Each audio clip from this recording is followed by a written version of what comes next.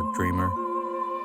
It is said that to best enjoy the light, you must first explore the heart and soul of the darkness. We are the artists who create in the shadows, whose dreams are designed to become your reality. I'm Stanley Wiater. Welcome to my world of the dark fantastic. Welcome to the world of dark dreamers.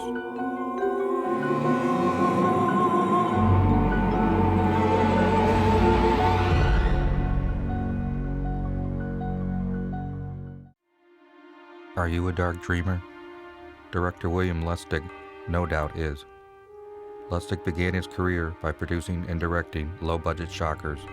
Often working with screenwriter Larry Cohen, Lustig unleashed such violent thrillers as Vigilante, Hit List, and the 3 films in the MANIAC cop series.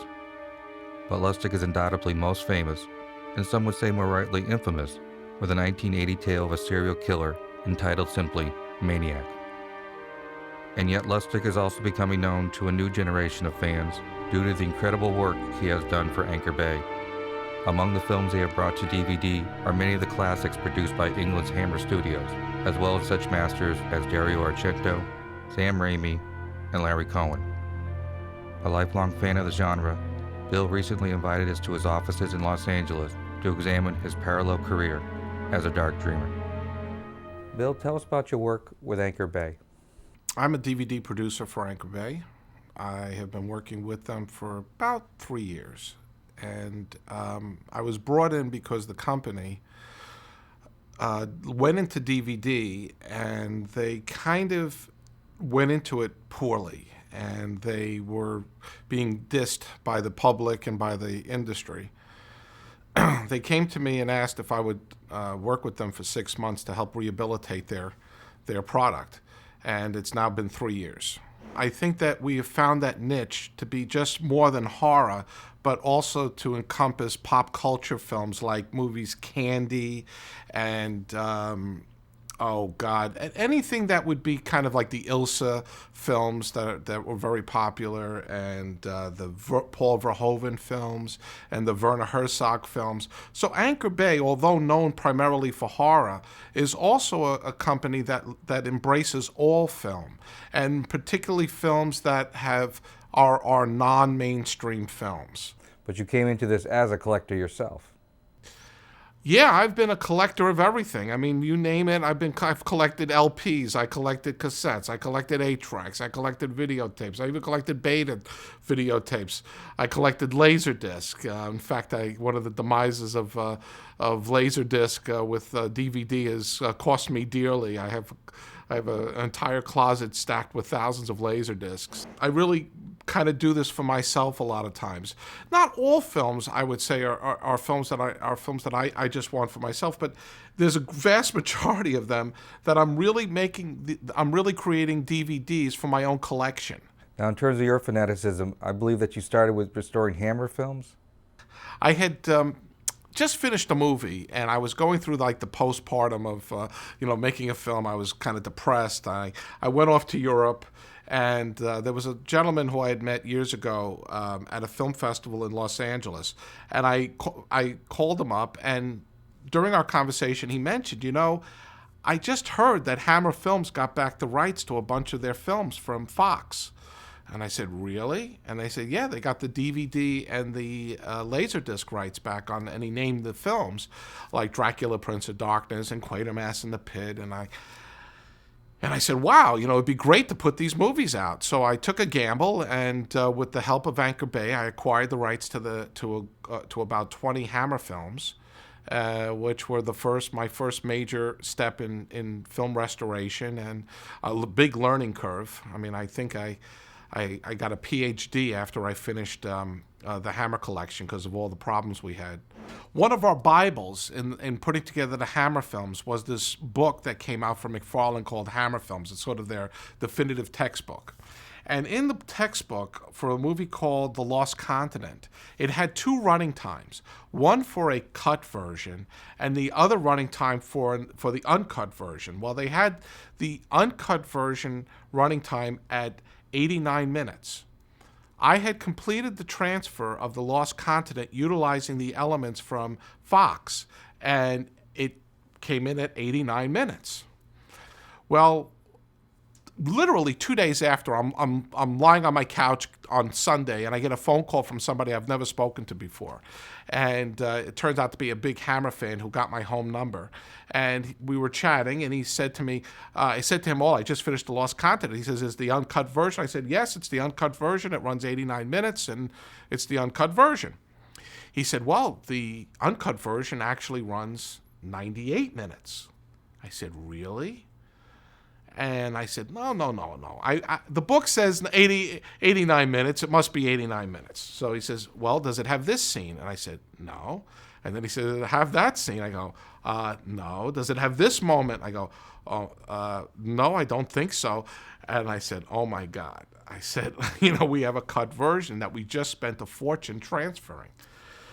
Well, to make a long story short, I tracked down the only existing print in the world of the uncut version, and I begged the guy at the vault in London to ship it to me to the States, and he, at the risk of his job, shipped me this print to Los Angeles so I can painstakingly restore the Lost Continent.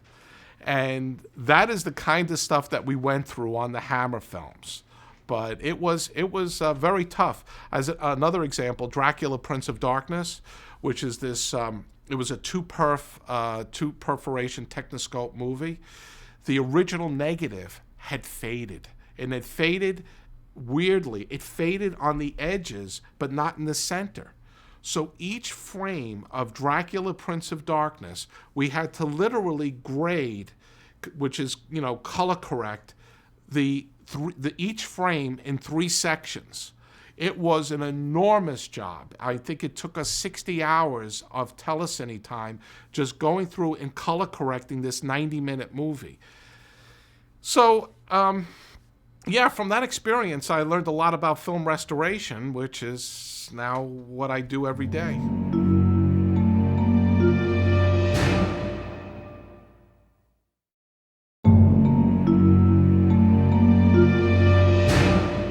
Why do you think in America there's such a strong passion for the Hammer films? It brings us back in touch with our adolescence.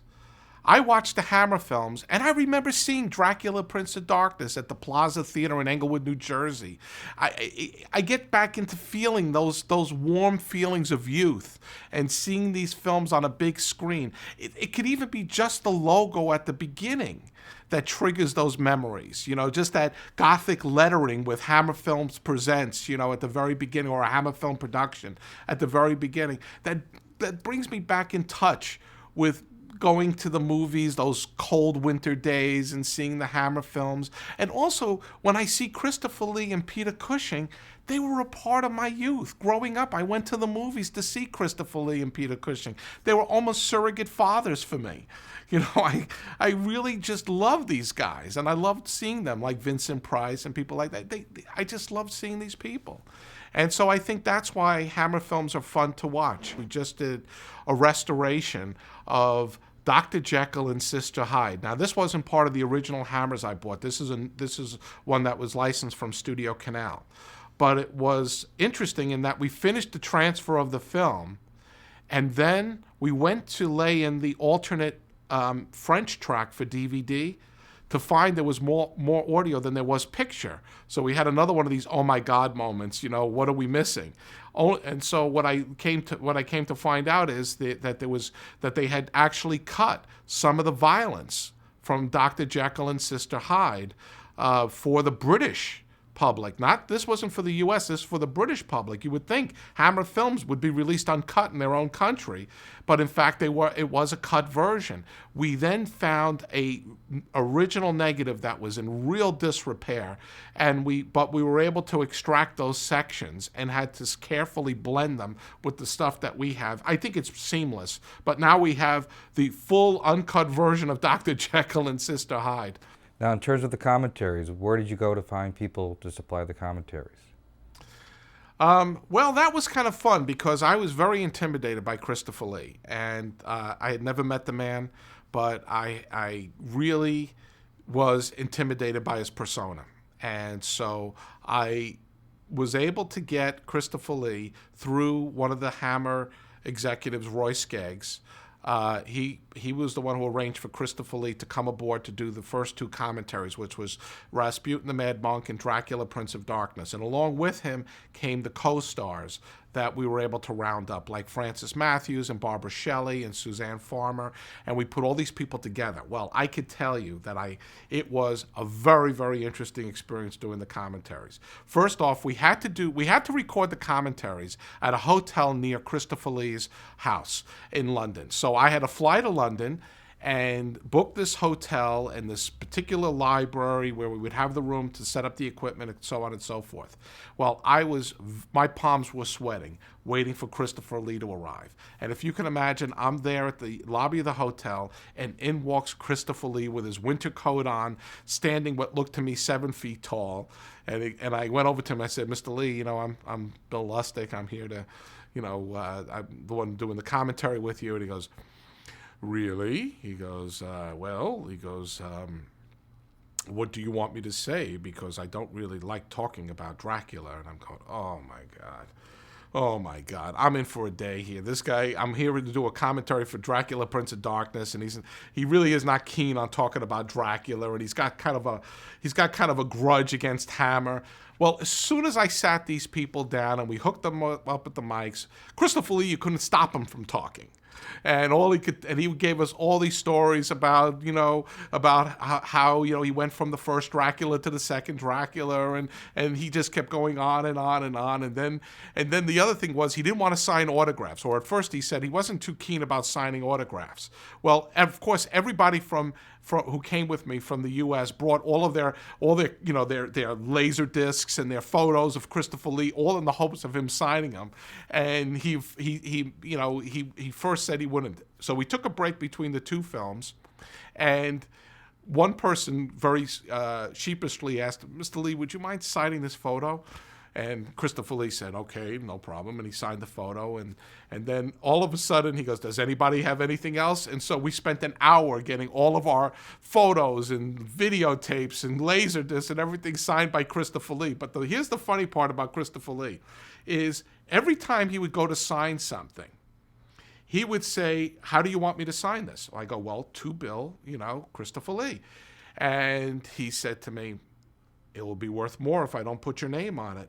I go, "Mr. Lee, I'm not looking to sell this. I just want it for my own collection." Okay, I put this aside. I give him another thing. "How do you want me to sign it?"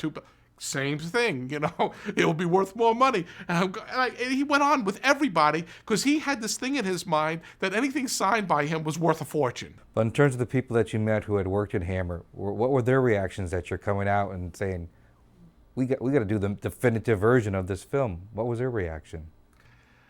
I think most of the people were in disbelief that these films still existed, because most of them thought of these films as being disposable B movies. Remember, Hammer films were kind of dismissed, and they were demeaned by the critics. So a lot of these very talented people did not get the recognition that they now are getting for the work they did at the time they did it. Christopher Lee was never thought of as a serious actor because of the roles that he chose to play in the genre films. Yet, those films have stood the test of time, when there were other films at the time that were critically acclaimed, and we could probably rattle off a whole bunch of British films that were made at the time that were so-called important movies that nobody even knows about today. It's the Hammer films and the B movies in general. I think in all cultures, I think even in this country, I think it's the B movies that have stood the test of time.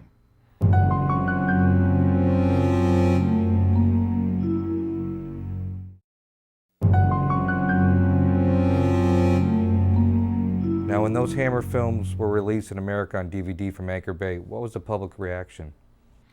Well, there was a lot of excitement, because, especially among genre fans, because these films had never before been available.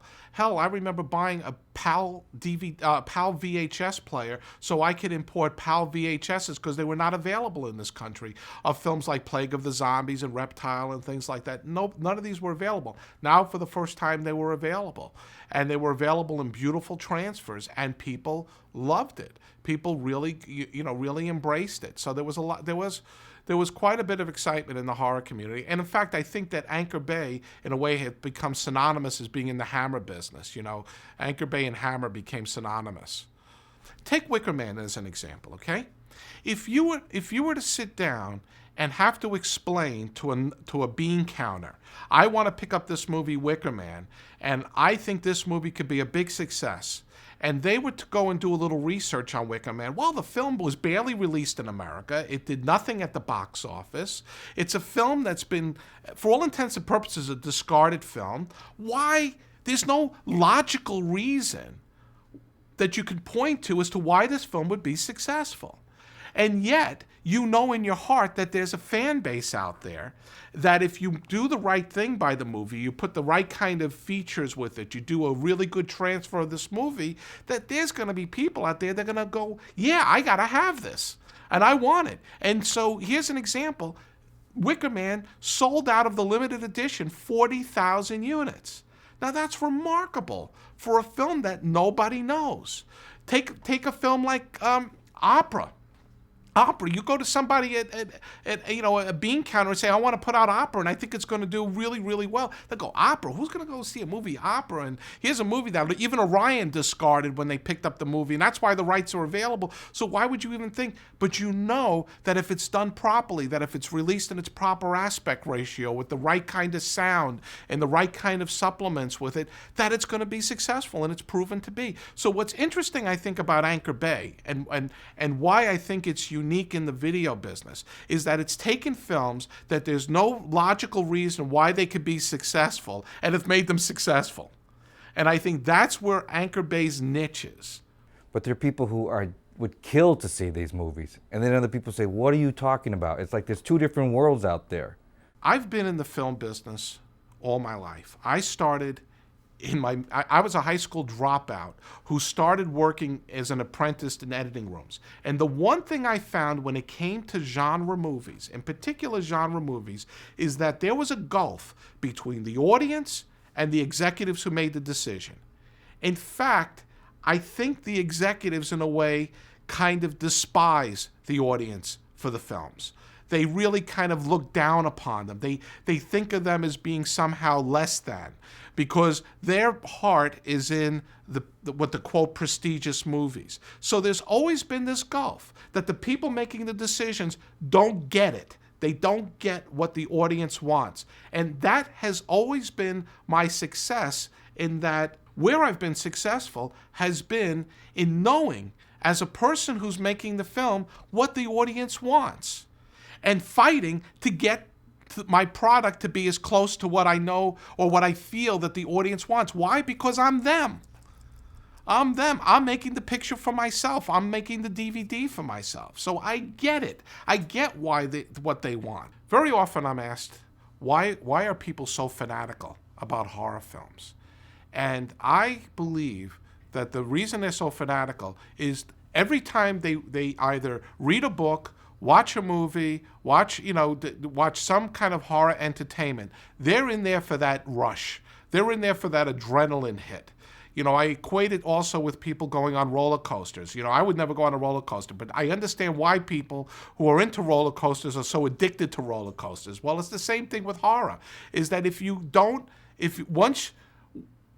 are addicted, it's very hard to explain to people why you are to people who aren't. And the people who are addicted to horror and who love and embrace horror, they get it amongst themselves. In fact, when the moment that somebody acknowledges in a conversation that they're a horror film fan, there becomes an immediate bond between the two people, and they immediately understand each other.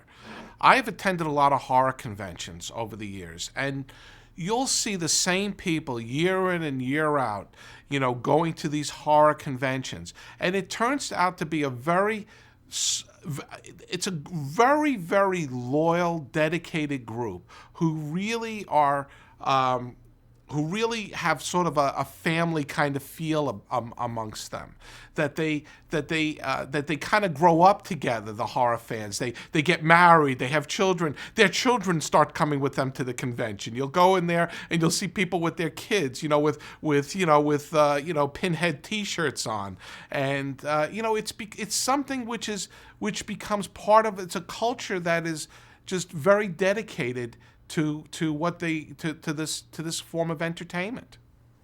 What do you think is the largest misconception about people who are horror fans from people who are not horror fans? That people who are horror fans love violence. And I think there is nothing less true than that, because there is a view among horror fans that they get it, that the violence that's in horror films is make-believe, that it's a fantasy, that it's in there as a point of punctuating a moment, that it is not what horror films are about and what horror fans are about, that horror fans themselves are rather peaceful people. And they aren't the serial killers. They aren't the child molesters. That the horror fans are pretty well-adjusted people who love this kind of entertainment. Very often, I met a priest once who was talking about that, about this horror film and that horror film. I mean, it's not something which is really synonymous with people who are into violence in real life. I'm talking about violence in real life. It's not necessarily synonymous with them. Bill, why is it when anything goes wrong in our society, they always point the picture at us? I think because we're easy targets. I think it's very, people want to simplify complicated human behavior in being able to see. You see, here's the poster of Maniac. The guy's holding a knife. He's standing in blood. Therefore, aha, Maniac. Okay, that caused this person to be murdered. I think people are looking for very simplistic reasons. I think that's and what people don't want to grasp with or come to grips with is that human behavior is far more complicated than that. And you can't be looking for easy scapegoats, because, there were oil paintings during the, that depicted violence. I don't know if that was the cause of the Inquisition or not, but, there've been horrible human atrocities over the years. We know about them, and they certainly predated movies, and they certainly predated, television. So I think it's a little simple-minded to say, haha, horror movies, horror books, horror TV, aha, that's what's causing problems in our society. No, it's much more complicated than that. Join me here again on the wild side of the imagination, where a sense of wonder and a feeling of terror can often intersect. You'll find us waiting here, the dark dreamers